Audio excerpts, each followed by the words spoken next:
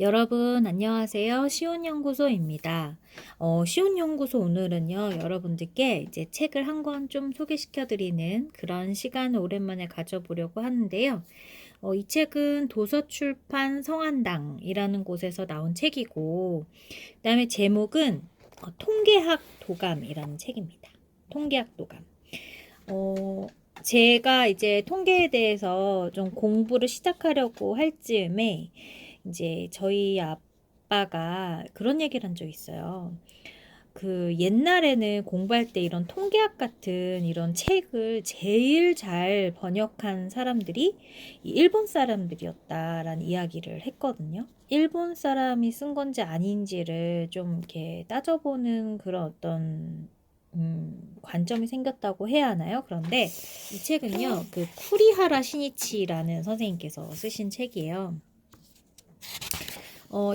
우리가 이제 통계를 배울 때, 저도 이제 요즘에 통계 때문에 좀 허덕이고 있기는 한데, 이게 배울 때 되게 어려운 것 중에 하나가 내가, 지금 비교하고자 하는 대상을 과연 어떠한 그런 방법을 통해서 바라봐야 되는지에 대한 건데, 그렇다고 해서 제가 이제 뭐 통계의 그 프로그램을 만들 때의 그 원리, 그러니까 이 어떤 평균을 구하게 된 어떤 공식 이런 것들까지는 알 필요는 없잖아요.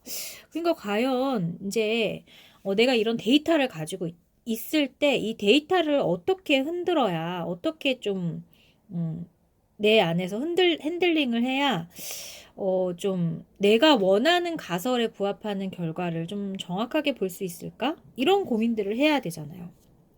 그래서 좀 통계를 보신 분들은 알겠지만 아노바를 써야 되는지 마노바를 써야 되는지 앙코바를 써야 되는지 아니면은 t-테스트를 돌려야 되는지 아니면 이게 회귀 분석인가 아니면 조절이나 매개 효과를 봐야 되는가 이런 것들에 대한 명확한 어떤 그런 개념 인지가 상당히 어려운 것 같아요.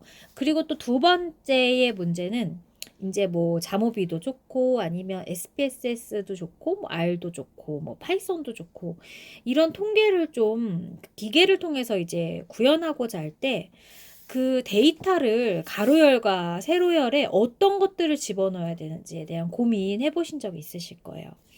그래서 굉장히 여러 가지의 그런 고민들을 이제 하게 되는데 이 책을 보니까 이제 이 책에 이제 그 목차를 보면 그런 거예요. 1장은 기술 통계학, 2장은 확률 분포, 3장은 추측 통계학, 4장은 신뢰 구간의 추정, 5장은 가설 검정, 6장은 분산 분석과 다중 비교, 7장은 비모수 통계, 8장은 실험 계획법, 9장은 회귀 분석, 그리고 10장은 다별량 분석, 그리고 11장은 베이지 통계학과 빅데이터입니다. 저는 사실은 아직은 베이지안 통계까지는 잘 몰라요. 근데 제가 요즘에 이제 고민인 것은 회귀 분석을 돌려야 하느냐, 아니면 다별량 분석을 돌려야 하느냐, 아니면은 실험을 계획했을 때 과연 어떻게 분석해야 되느냐. 또 이거는 비모수냐 모수냐. 뭐 아니면 분산 비교를 해야 분산 분석을 해야 되느냐, 뭐 다중 분석을 해야 되느냐, 뭐 등등이에요.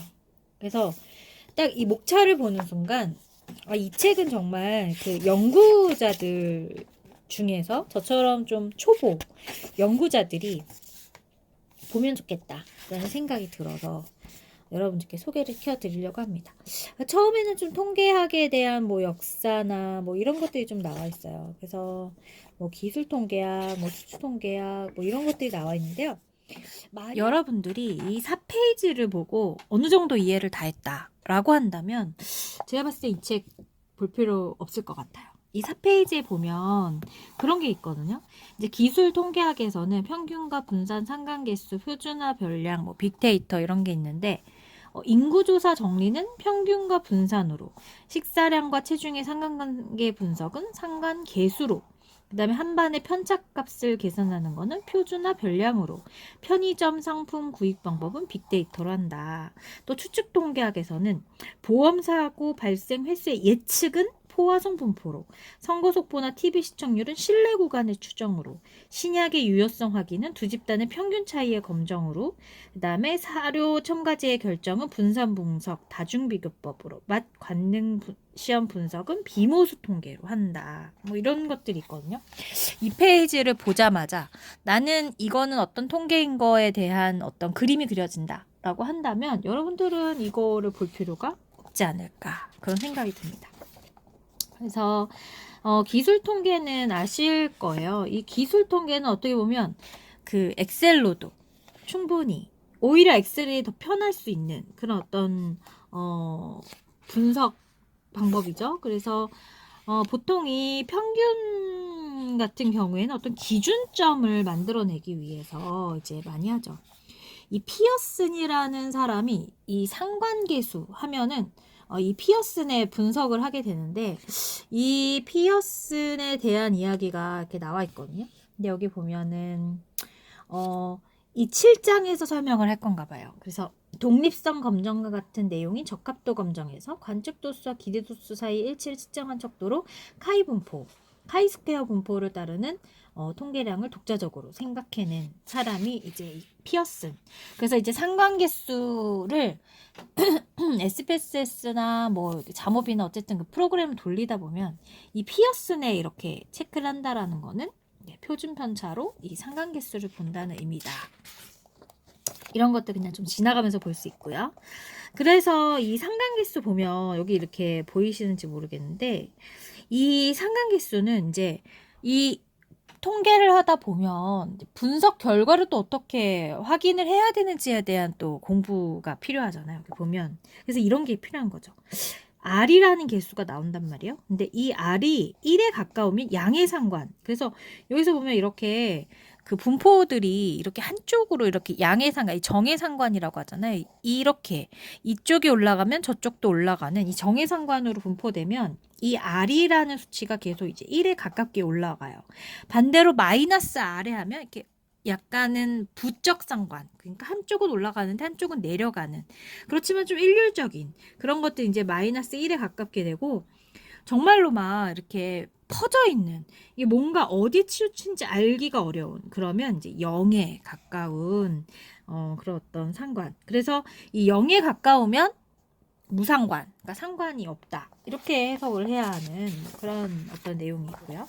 자, 이번에는 확률 분포. 이게 보면은 저는 이거 맨 처음에 이 그 정규 분포를 이해하는 게 되게 중요하잖아요. 근데 이제 여기서 보면은 키를 가지고 한 거예요. 그래서 116부터 161까지의 키를 잰 거예요.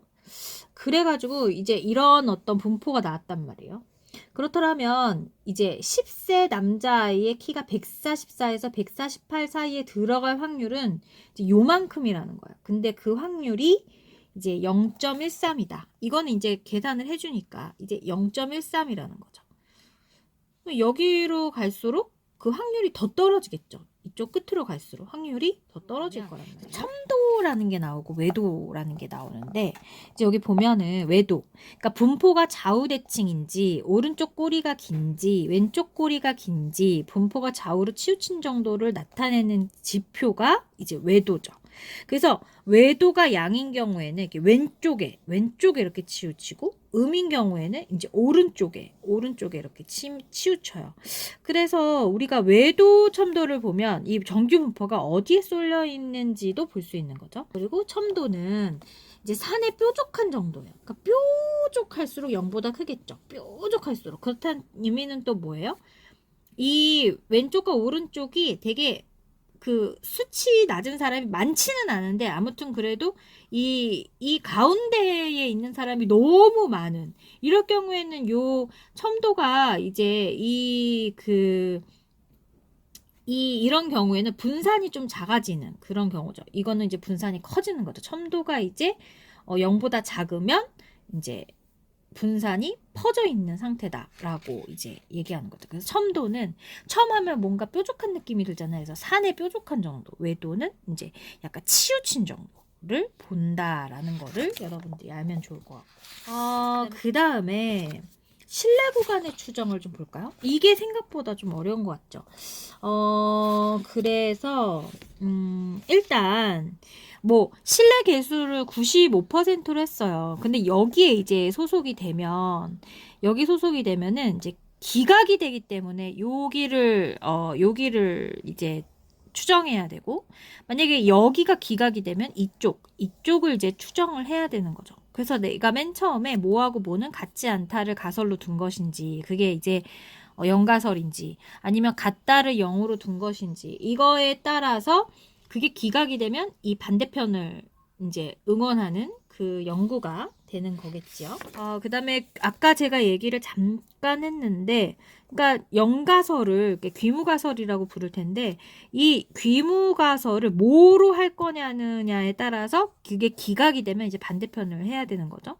그래서 연구에서 주장하고 싶은 내용과는 반대되는 가설을 이제 귀무가설이라고 보는 거죠.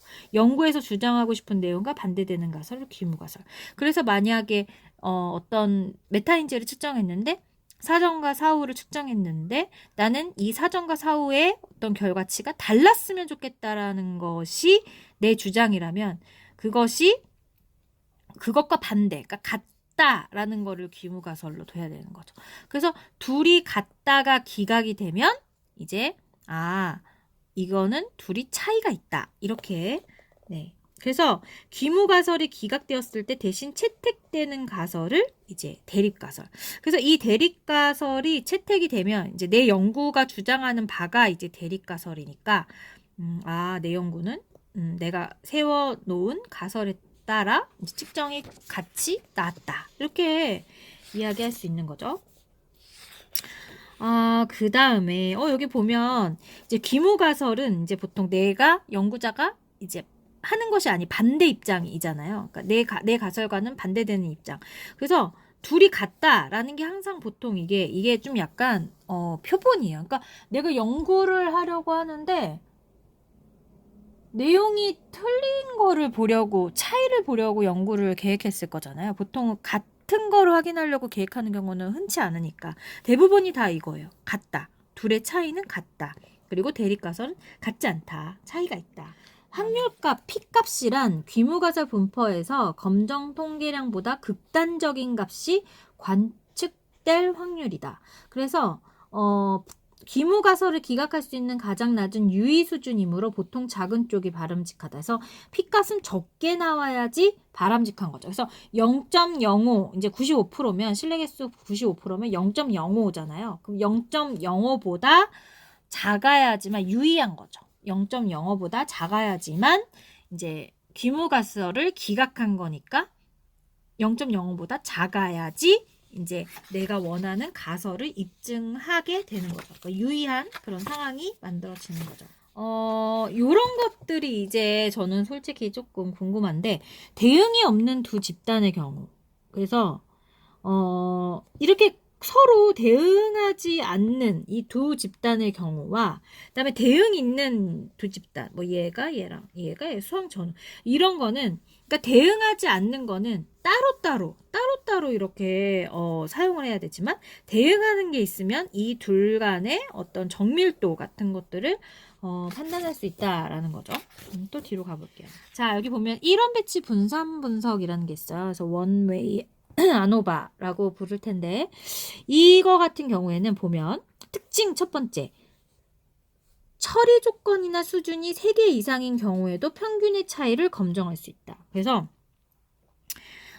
A의 평균, B의 평균, C의 평균, 그리고 이거를 서로 AB, AC, BC, CA 이거를 이제 한쪽 방향으로, 그러니까 한 개씩 잡아가지고 최대한 이거를 검증할 수 있는 경우의 수를 다 검증을 하는 거죠. 그래서 보통은 1원 배치 분산 분석을 굉장히 많이 활용을 할 거예요. 그래서 여러 요인의 상승 효과나 상쇄 효과를 검증할 수 있다. 이렇게 나와 있어요. 그리고 나서 분산 분석도 있는데요. 이 분산 분석은 이제 여기에서는 이렇게 나오고 여기에서는 이렇게 나왔는데, 이제 같은 애가 있잖아요. 같은 애가 있으면 과연 그 효과가 있는지 없는지를 따져 보고 싶은 거죠. 한번 보면은 얘가 더 아래 있는데 아래 있던 애가 위로 갔다. 그럼 얘가 더 무겁다. 이 약간 이게 그럼 이걸 보면 어때요? 얘가 제일 가볍고 그 다음에 얘가 가볍고 그 다음에 얘가 가벼운 걸 알 수 있잖아요. 그러니까 얘가 제일 무거운 거죠. 무겁고 그 다음이고 그 다음이 거를 이 둘 간의 효과를 볼 수 있는 거잖아요. 이렇게 해서 이 분산 분석은 이 그룹 집단에서 반복적으로 이렇게 계속 한 거죠. 반복적으로 했을 때 과연 이들 간의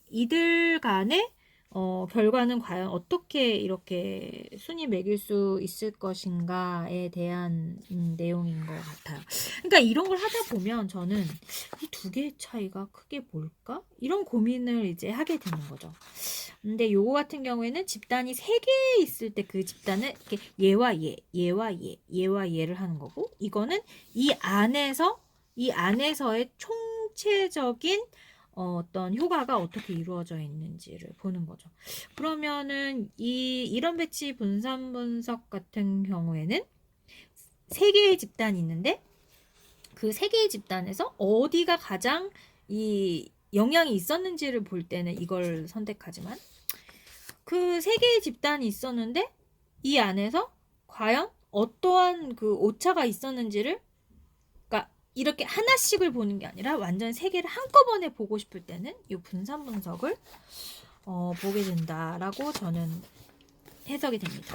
이 이원 배치 분산 분석은 목적이 되는 요인이 2 이상인 분산 분석에서는 각 요인의 주요가 외에 고호작용의 존재에 대해서도 검증할 수 있다라는 거거든요. 그래서 여기 보면 한쪽 요인이 취하는 수준에 따라 다른 한쪽 요인이 받는 요인의 조합 효과. 그래서 이렇게 뭐 하나의 수준에 하나의 요인 이렇게 있을 때 과연 관측값은 어떠한 그러니까 완전히 그룹이 이게 나뉘어져 있는데 얘에 따라서 얘가 이렇게 되는데 변화가 이렇다. 얘에 따라서 얘가 이렇게 되는데 변화가 이렇다. 이거를 이제 하나의 이렇게 그래프 안에서 한꺼번에 볼 수 있는 게 이제 이원 배치 분산 분석이겠죠. 그러면 여기에서 보면은 어떤 기준이 있어야 되고 요인이 또 하나 있는 게 그게 하나의 그룹이니까 그거 하나 그 다음에 또 그 다음 거 그거 하나 뭐 이런 식으로 되어 있을 때는 이원 배치 분산 분석을 볼 수 있는 거죠. 그러니까 이런 게 되게 어려운 것 같아요. 이런 어떤 내용의 해석을 한다라는 게 두 집단의 T 검정을 여러 집단에도 사용할 수 있게 만든 방법이다. 검정 통계량인 T 값을 스튜런트화된 범위의 분포로부터 Q 한계값과 비교를 한다. 불균형인 경우에도 사용할 수 있도록 개선한 방법이 튜키 크레이머법이다. 비모스 통계를 보면 그러니까 모집단이 특정의 확률 분포를 따른다고 하는 전제가 좀 필요 없는 통계 방식을 통틀어 이루는 말. 그래서 비모수라는 약칭, 논 파라메터라고 부르죠. 모수 검정은 파라메트릭 메소드라고 부릅니다. 그러니까 실제로 우리가 나타낼 수 있는 그 분포도 안에 들어가 있으면 보통은 이제 모수 검정을 하죠. 여기서 보면 이런 게 되게 좋은 것 같아요. 이런 걸 보면 피어슨의 카이 검정은 여러 집단인데 대응이 없고 데이터가 질적이다. 그러면 이 부분은 질적 데이터고 맨 휘트니 유 검정은 2집단인데 대응이 없고 양적 순이다. 그래서 대응이 없는 2집단의 평균 차이를 검증하는 것이다. 그 다음에는 윌콕슨의 부호순위 검정, 대응이 있는 2집단의 평균 차이를 이것도 검증할 때 쓰는 거고, 프리드먼은 여러 집단이 있는데 이제 대응이 있어서 대응이 있는 일원 배치 분산 분석을 할 때 프리드먼을 쓰고, 네, 이거 이외에도 굉장히 많아요. 제가 요즘에 크로스컬 월리스 감정을 했었는데 그 대응이 없는 여러 집단의 순서, 그러니까 대응이 없어야 된다라는 거는 대응이 없는 여러 집단의 차이의 비모수 검정판이다. 그러니까 이게 비모수가 되면 요걸로 돌려야 되는 거죠. 크로스컬 월리스 검정으로. 그래서 제가 이걸로 돌렸던 것 같아요. 그게 비모수였기 때문에. 오늘은 여기까지 하겠습니다. 저한테 좀 의미 있는 시간이 아니었나 하는데요. 여러분들께도 좀 의미 있는 시간이 되었기를 바라면서 네, 다음 시간에 또 만나 뵙도록 하겠습니다. 그럼 여러분 안녕.